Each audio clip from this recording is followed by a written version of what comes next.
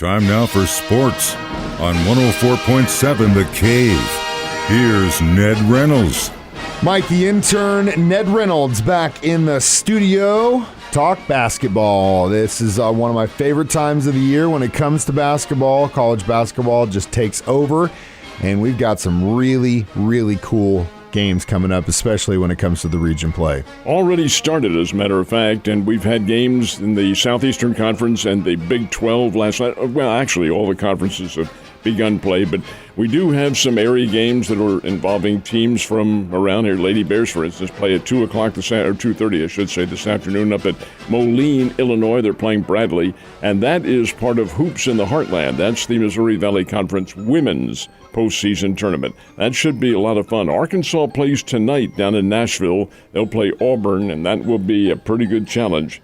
The Auburn Ball Club, Bruce Pearl's team, has kind of underachieved this year, but you know, Pearl's a pretty wily coach, and he'll get that club ready. Arkansas, I think, is pretty good. Mizzou plays tomorrow at 2:30 against one of the teams that qualifies, and that hasn't happened yet. So we'll find out tomorrow, actually today, who they'll play tomorrow at 2:30. So plenty of action involving the local teams, and it is a lot of fun. Drury Lady Panthers, they have Lewis coming up on Friday at 1:30.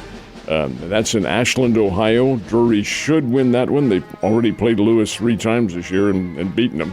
I'm surprised they put that match together again. Kansas plays at 3 o'clock this afternoon, and they'll be playing West Virginia. So, yeah, lots of action involving the local teams, and that's what makes it a whole lot of fun. Selection Sunday coming up. Real exciting stuff. Now, do all the Division I basketball teams learn their tournament hopes on Selection Sunday? They do indeed. Of course, the big show, at least as far as we're concerned, is the 5 o'clock show. That's Selection Sunday for the men, and that's when the NCAA field of 68 will be announced. That's at 5 o'clock.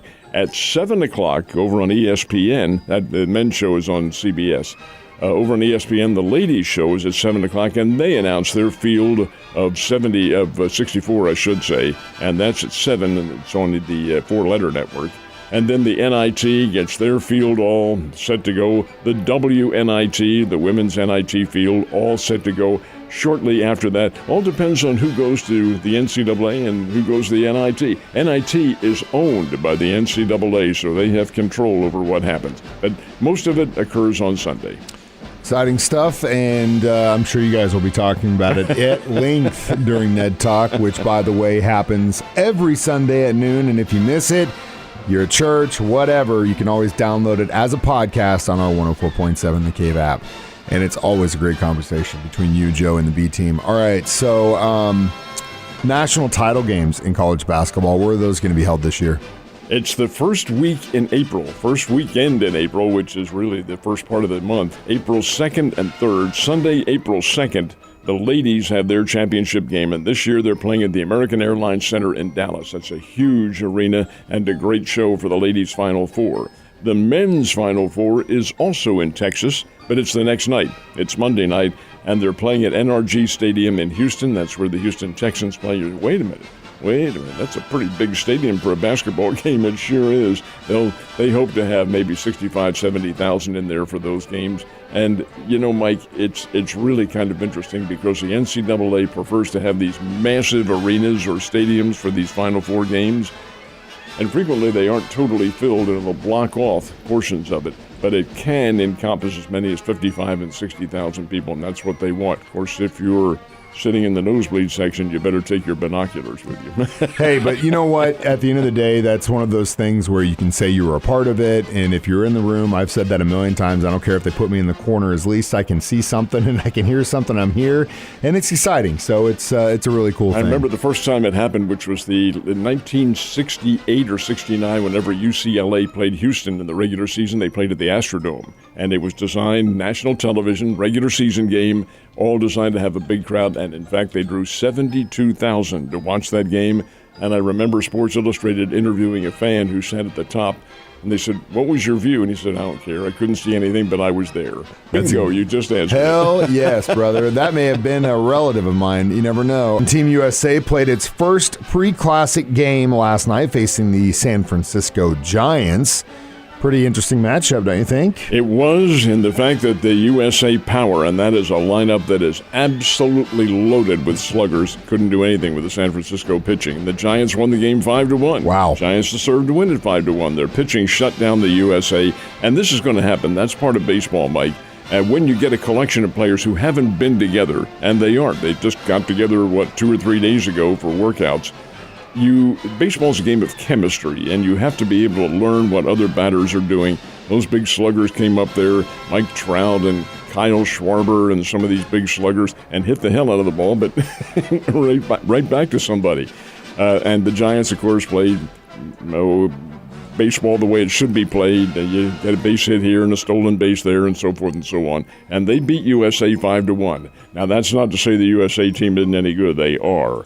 But by the same token, it's baseball. It's over a very short period of time, like the World Series and the playoffs and so forth. Anything can happen. USA plays again today against the Los Angeles Angels. And again, out in Arizona, first of the World Baseball Classic games for the USA is Saturday. They'll play Great Britain and really the British team, while they do have some American players on there. Probably doesn't match up. But then again, in baseball, anything can happen. Really cool how this thing is playing out, but hey, the Giants pitching staff can handle those guys. Watch out for the San Francisco Giants, man. All right, spring training.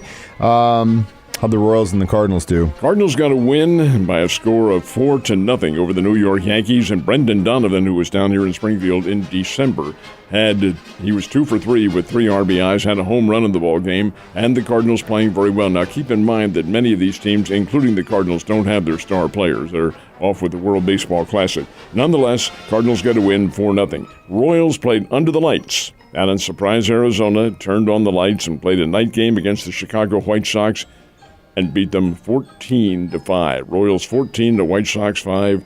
As I've been talking with many of the Royals fans, and we do have them in the area, a good number of Royals fans. Hey, gang, they've done this the last 4 years in spring training.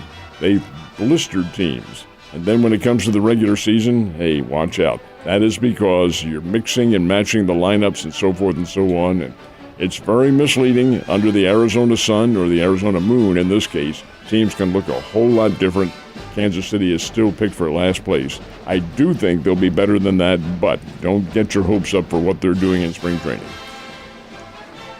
You never know. No, you don't. The impossible could happen. All right. TPC tees off in Florida today, and this is a special one, isn't it? This is the tournament that many of the pros regard as the fifth major. There are 4 major tournaments, but they like to call this one the fifth major, and there's a reason why. They play, first of all, at Sawgrass, which is one of the toughest courses in America.